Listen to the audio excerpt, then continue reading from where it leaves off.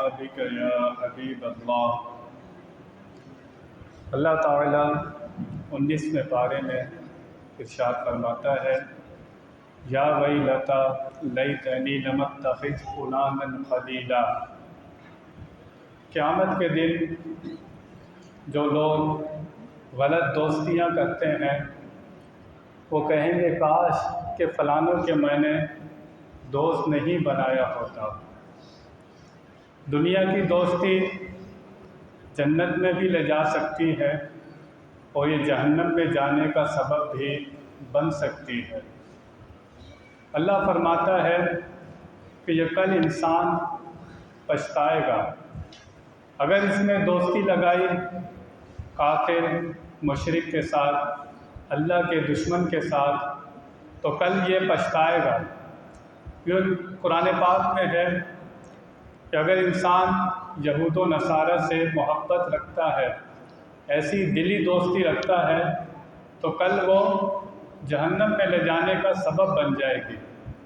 اور اگر دنیا میں کسی فاسق کو، بدکار کو، جو گناہوں والی زندگی گزارتا ہے، اس سے دوستی لگائی تو انسان کے اوپر صحبت کا اثر ہوتا ہے کہ جیسی صحبت میں رہتا ہے اس پر ویسے ہی اثرات مرتب ہوتے ہیں۔ اچھوں کی صحبت اسے اچھا بناتی ہے، بروں کی صحبت اسے برا بنا دیتی ہے۔ نبی کریم صلی اللہ علیہ وسلم نے فرمایا کہ اگر عطر والے کے پاس بیٹھو گے، عطر نہیں بھی لگاؤ گے تو خوشبو آئے گی۔ لوہے کی بھٹی والے کے پاس بیٹھو گے، کپڑے نہیں بھی جلیں گے لیکن دھواں تو آئے گا۔ کل یہ انسان اس بات پر بہت پچھتائے گا۔ اب انسان اگر شراب نہیں بھی پیتا ہو، اگر شرابیوں کے ساتھ بیٹھے، جوا نہیں کھیلتا ہو، جواریوں کے ساتھ بیٹھے، چوری نہیں بھی کرتا ہو، چوروں کے ساتھ بیٹھے، تو اس پر تہمت لگے گی یا نہیں لگے گی؟ لوگ کہیں گے یہ بھی انہی کے ساتھ بیٹھا ہوتا ہے، ایسا ہی ہوگا۔ ہمیں بتایا گیا کہ انسان اپنے دوست کے دین پر ہوتا ہے۔ کیا مطلب؟ دوست کے دین پر ہوتا ہے۔ تو جیسے دوست کے عقائد نظریات ہوتے ہیں ویسے ہی تمہارے بھی بننے لگ جاتے ہیں۔ تو اگر دوستی لگانی ہے تو نیک انسان سے لگاؤ، کسی نمازی سے لگا لو۔ اب وہ نماز پڑھنے جائے گا، آپ ایک دن نہیں جائیں گے، وہ پھر جائے گا دوسرے دن، آپ کی اس سے دوستی ہے، ایک نہ ایک دن آپ کو شرم آ ہی جائے گی، کیا یہ بار بار مجھے نماز کا بولتا ہے، تو آپ چلے ہی جائیں گے۔ اور اگر برے انسان سے دوستی لگائیں گے، وہ بار بار برے کاموں کی طرف جائے گا، تو آپ کا دل کا میلان بھی اسی طرف ہونے لگ جائے گا۔ تو دوستی کس سے لگانی ہے؟ مولانا روم نے لکھا، مینڈک اور چوہے کی آپس میں بات چیت ہونے لگی۔ انہوں نے کہا دونوں میں کہ دوستی کر لیتے ہیں۔ تو مینڈک نے کہا میں تو کنویں کے اندر ہوتا ہوں، تو زمین کے اوپر ہوتا ہے، تو ملاقات کیسے ہوگی؟ انہوں نے کہا دھاگا باندھ لیتے ہیں، جب ملنا ہوا کرے گا تو تو دھاگا کھینچنا، میں آ جاؤں گا۔ چوہے نے کہا میں نے ملنا ہوگا، میں دھاگا کھینچوں گا تو تو آ جانا، ملاقات ہو جایا کرے گی۔ ایک دن چیل نے جھپٹا مارا چوہے کے اوپر۔ کس پہ جھپٹا مارا؟ چوہے کے اوپر۔ وہ اس کو اٹھا کر لے گئی، ساتھ میں کون گیا؟ مینڈک۔ دھاگا اس کے بندھا ہوا تھا۔ تو اسی طرح دوستی کا حال ہوتا ہے۔ تو اللہ فرماتا ہے کل قیامت کے دن بندہ اس بات پر بہت پچھتائے گا کہ میں نے دوستی کس سے لگائی تھی۔ تو دوست بہت سوچ سمجھ کر بنانا چاہیے، ویسے ہی اثرات بندے پر مرتب ہوتے ہیں۔ آگے اللہ ارشاد فرماتا ہے اَرَأَيْتَ مَنِ اتَّخَذَ إِلَٰهَهُ هَوَاهُ۔ اللہ فرماتا ہے اپنے محبوب کو، محبوب تم نے اس کو دیکھا ہے جس نے اپنی خواہش کو معبود بنایا ہوا ہے؟ اس شخص کو دیکھا ہے جس نے اپنی خواہش کو معبود بنایا ہوا ہے۔ معبود ہم کس کو کہتے ہیں؟ جس کی ہم عبادت کرتے ہیں۔ ایک مٹی کا معبود ہوتا ہے جو ہندو بناتے ہیں، کوئی سورج کی پوجا کرتا ہے، اس کو معبود سمجھتا ہے، کوئی چاند کی، کوئی ستاروں کی، کوئی آگ کی پرستش کرتا ہے، کوئی بچھڑے کی پوجا کرتا ہے، یہ اللہ کس معبود کی بات کر رہا ہے؟ اللہ فرماتا ہے اس شخص کو دیکھا ہے جس نے اپنی خواہش کو معبود بنایا ہوا ہے۔ یہ بندے کے اندر ہوتا ہے نفس امارہ، جو بری خواہش کرتا ہے۔ بندہ جب اس کے پیچھے چلتا ہے تو اللہ فرماتا ہے یہ میری عبادت نہیں کرتا، یہ اپنے نفس کی عبادت کرتا ہے۔ یہ کیسے ہوتی ہے؟ انسان کی نیت پر سارا ڈیپینڈ ہوتا ہے۔ اب وہ نماز پڑھنے آیا ہے، نیت کیا ہونی چاہیے کہ نماز کس کے لیے پڑھوں؟ اللہ کے لیے۔ اگر نیت یہ ہوئی کہ لوگ مجھے نمازی بولیں، نیک بولیں، مجھے اچھا بولیں، وہ تو بول دیں گے، لیکن اس کی نیت کیا تھی؟ اللہ فرماتا ہے یہ اپنی خواہش کی عبادت کر رہا ہے۔ کسی نے حج کیا ہے تو وہ حاجی صاحب، وہ یہ چاہتا ہے کہ لوگ مجھے کیا بولیں؟ حاجی بولیں۔ دل میں کیا ہے کہ لوگ کو وہ پتہ چلے کہ میں نے حج کیا ہے۔ تو حج کس کے لیے کیا تھا اس نے؟ اللہ کے لیے کیا تھا یا اپنی خواہش کے لیے کیا تھا؟ آپ لوگ اعتکاف میں آئے ہیں، اعتکاف کا 10 دن بیٹھنا، اللہ تعالیٰ کا گھر کا دروازہ پکڑ کر بیٹھنا کہ یا اللہ جب تم میرے گناہ معاف نہیں کرے گا میں یہاں سے نہیں جاؤں گا، معتکف ہونا۔ اگر کوئی دوسری نیت ہو اس کے پیچھے کہ لوگ آئیں گے آخری تاریخ کو ہار ڈالیں گے، واہ واہ ہوگی، اور میں جس مقصد کے لیے مسجد میں بیٹھا تھا اگر میں وہ پورا نہیں کیا، میں صرف کھانے آیا تھا یہاں پر یا باتیں کرنے آیا تھا، دوستیاں کرنے آیا تھا، یہ مجھے اپنے اندر جھانکنا ہے۔ میں رب کو راضی کرنے آیا تھا یہاں تو بھی ٹائم پاس کرنے آیا تھا۔ اگر نیت صحیح نہیں ہوگی، عمل صحیح نہیں ہوگا، اللہ فرماتا ہے یہ وہ بندہ ہے جس نے اپنے خواہش کو معبود بنایا ہوا ہے، یہ اللہ کی عبادت نہیں کرتا۔ اسی طرح کوئی عالم بن جائے، کوئی حافظ بن جائے، ہر جگہ اپنے آپ کو کیش کرائے کہ میں عالم ہوں، مجھے رعایت ملے، میں حافظ ہوں، میری قدر کریں لوگ، تو اس طرح کی نیت رکھنا یہ انسان کو کہاں لے جاتا ہے؟ یہ لوگ جب کل قیامت میں جائیں گے نا، اللہ سے کہیں گے یا اللہ میرا اجر، میں نے بڑی نیکیاں کی ہیں۔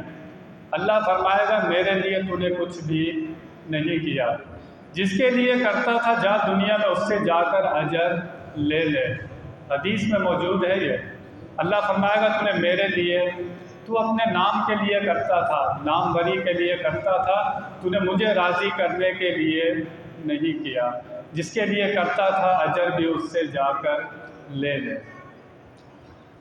اسی 19ویں پارے میں سلیمان علیہ السلام کا واقعہ ہے۔ حضرت سلیمان علیہ السلام کو اللہ تعالیٰ نے حکومت دی تھی، ہوا پر آپ کی حکومت تھی، آپ جو آرڈر کرتے ویسا ہی ہو جاتا۔ حضرت سلیمان علیہ السلام کا لشکر آ رہا تھا، چونٹیاں، جو چونٹیوں کی ملکہ تھی وہ بات کرنے لگی، چیونٹیوں سے آپس میں کہنے لگی کہ اپنی اپنی بلوں میں چلی جاؤ، سلیمان علیہ السلام کا لشکر آ رہا ہے کہ بے دہانی میں تمہیں کچل نہ دے، کیونکہ اللہ کا نبی کسی پر ظلم کرتا نہیں ہے۔ فرمایا بے دہانی میں تمہیں کچل نہ دے، اپنے اپنے بلوں میں چلی جاؤ۔ یہ چونٹیاں آپس میں باتیں کر رہی ہیں، اللہ کا نبی 2 میل کے فاصلے سے سن رہا ہے۔ ہماری چونٹی ہاتھ میں رکھو، چونٹی کیا کہہ رہی پتہ چلتا ہے؟ اللہ کا نبی کی سماعت، قرآن میں واقعہ موجود، 2 میل سے سن رہے ہیں۔ فَتَبَسَّمَ ضَاحِكًا مِنْ قَوْلِهَا، حضرت سلیمان علیہ السلام اس چونٹیوں کی بات سن کر مسکرا دیے۔ اللہ یہ بھی ارشاد فرماتا ہے کہ چونٹیوں کی بات سنی کہ کتنی ہمدرد ہے اپنی چونٹیوں کی، کہ بلوں میں چلی جاؤ، سلیمان علیہ السلام تمہیں کچل نہ دے۔ تو جو کہتے ہیں نبی ہم جیسے ہوتے ہیں، دیکھنے میں بشر ہوتے ہیں، دیکھنے میں ہم جیسے ہوتے ہیں، ان کی حقیقت کو اللہ کے سوا کوئی جانتا نہیں ہے۔ جو کہتا ہے نبی ہم جیسے ہوتے ہیں، رکھو چونٹی اس کے کان کے اندر ڈالو، اس سے پوچھو چونٹی کیا کہہ رہی ہے، نہیں بتا سکتا۔ حضرت سلیمان علیہ السلام کو اللہ تعالیٰ نے ہوا پر حکومت دی تھی۔ پہلے اسرائیل علیہ السلام نا سامنے آتے تھے، جب روح قبض کرنی ہوتی تھی تو باقاعدہ سامنے آتے تھے، نظر آتے تھے حضرت اسرائیل علیہ السلام۔ ایک مرتبہ آپ نے ایک شخص کی روح قبض کرنی تھی، اس کی روح قبض کرنی تھی ہندوستان میں، اور وہ بندہ گھوم رہا تھا مصر میں۔ اسرائیل علیہ السلام بڑے پریشان ہوئے کہ یہ بندہ کل ہندوستان کیسے پہنچے گا، کوئی جہاز نہیں ہے، کوئی سواری نہیں ہے۔ حضرت اسرائیل علیہ السلام نے اس کو گھور کر دیکھا، وہ ڈر گیا۔ اسرائیل علیہ السلام پہ گھور کر دیکھ رہے ہیں، وہ سیدھا گیا سلیمان علیہ السلام کے پاس، کہنے لگا حضرت بات یہ ہے کہ اسرائیل علیہ السلام نے روح کو قبض کرنی ہے، مجھے سامنے آ کر ڈرا کیوں رہے، مجھے سامنے آ کر کیوں ڈرا رہے ہیں؟ آپ ایسا کریں مجھے ہندوستان بھیج دیں، آپ مجھے ہندوستان بھیج دیں۔ سلیمان علیہ السلام نے ہوا کو اشارہ کیا، اس بندے کو اٹھایا اور ہندوستان میں اتار دیا۔ دوسرے دن اسرائیل علیہ السلام نے اس کی روح قبض کر لی۔ حضرت سلیمان علیہ السلام کی ملاقات ہوئی اسرائیل علیہ السلام سے۔ آپ نے پوچھا تو میرے بندوں کو ڈراتا کیوں ہے؟ تو نے روح تو قبض کرنی ہے، سامنے آ کر ڈراتا کیوں ہے؟ اسرائیل علیہ السلام نے کہا بات یہ ہے کہ مجھے لسٹ مل جاتی ہے، اس کی روح کو میں نے قبض کرنی تھی ہندوستان میں، وہ گھوم رہا تھا مصر میں بڑا پریشان تھا، یہ کل ہندوستان کیسے پہنچے گا؟ میں نے اس کو گھورا، وہ آپ کے پاس آ گیا، آپ نے اسے ہندوستان پہنچا دیا۔ تو اللہ تعالیٰ نے اپنے نبیوں کو طاقت دیتا ہے، قوت دیتا ہے۔ اسی پارے میں آگے بیان ہے ملکہ بلقیس کے تخت کا، آپ نے اسے خط لکھا، ہندو تھی وہ، بتوں کی پوجا کرتی تھی، آپ نے اسے خط لکھا کہ آجا میری فرما بردار بن جا، مسلمان ہو جا، کلمہ پڑھ لے میرا۔ خط لکھا آپ نے، انہ من سلیمان و انہ بسم اللہ الرحمن الرحیم، آپ نے خط لکھا بھیج دیا۔ وہ ملکہ کے جو فوجی تھے انہوں نے کہا ہم نہیں مانیں گے سلیمان علیہ السلام کی، ہم لڑیں گے سلیمان علیہ السلام سے۔ وہ ملکہ تھی، سمجھدار تھی، اس نے کہا مار کھا کے بھی ماننا ہے تو ایک دفعہ میں کیوں نہ مل لوں سلیمان علیہ السلام سے۔ اس نے اپنا دربار بند کیا اور وہ سلیمان علیہ السلام سے ملنے کے لیے اس نے سفر کیا۔ یہاں پر سلیمان علیہ السلام کا دربار لگا ہوا تھا، دربار میں جن بھی تھے، انسان بھی تھے۔ سلیمان علیہ السلام نے درباریوں سے فرمایا تم میں سے کون ہے جو ملکہ کے آنے سے پہلے جس تخت پر وہ بیٹھتی ہے وہ یہاں پر لے آئے۔ وہ تخت کتنے گز لمبا تھا، وہ کتنے گز چوڑا تھا، ہیرے زیورات سے جکڑا ہوا تھا، وہ کتنے میل کے فاصلے پر وہ تخت رکھا تھا۔ دربار میں جن بیٹھا تھا، اس نے کہا میں لے آؤں گا۔ کتنی دیر میں؟ وہ جن کہنے لگا آپ کی یہ محفل برخاست نہیں ہوگی، میں تخت لے آؤں گا، 8 گھنٹے میں 10 گھنٹے میں میں تخت لے آؤں گا۔ سلیمان علیہ السلام نے کہا نہیں، مجھے اس سے بھی جلدی چاہیے۔ اب وہ بولا قال الذی عنده علم من الکتاب، اللہ فرماتا ہے وہ بولا جس کے پاس کتاب کا کچھ علم تھا۔ کتنی دیر میں لے آؤ گے؟ کہنے لگا سلیمان علیہ السلام آپ اپنی آنکھیں نہیں جھپکائیں گے، میں تخت لے آؤں گا۔ سلیمان علیہ السلام نے کہا لا، اس نے کہا یہ رکھا ہے۔ یہ واقعہ کہاں ہے؟ قرآن میں ہے۔ یہ نبی کی طاقت نہیں ہے، کسی نے اسے جاتے نہیں دیکھا، کسی نے آتے نہیں دیکھا، وہ بندے نے کیسا تصرف کیا ہے، بیٹھا اسی جگہ پر ہے، تخت فوراً حاضر ہوتا ہے پلک جھپکنے سے پہلے۔ یہ واقعہ اللہ تعالیٰ نے قرآن میں نقل کیا ہے، کوئی اس کا انکار کرے تو وہ مسلمان رہتا نہیں۔ اس کو کہتے ہیں کرامت۔ کیا کہتے ہیں؟ کرامت۔ کرامت کہتے ہی اسی کو ہے جو سمجھ میں نہ آئے، جو عقل میں نہ آئے۔ جو عقل میں آ جائے، جو سمجھ میں آ جائے، وہ کرامت ہوتی نہیں ہے۔ تو اندازہ کر لینا سلیمان علیہ السلام کے امت کے ولی کی اتنی طاقت ہے تو نبی کریم صلی اللہ علیہ وسلم کے ولیوں کے پھر ولیوں کے سردار غوث اعظم کی طاقت کتنی ہوگی، اور ان کی اتنی کرامات ہے، لکھنے والوں نے لکھا کہ تواتر کے ساتھ ہوئی۔ 12 سال کی ڈوبی ہوئی بارات، جو 12 سال پہلے ڈوب گئی تھی، آپ نے لوگ بھی نکالے اور بارات بھی نکالی۔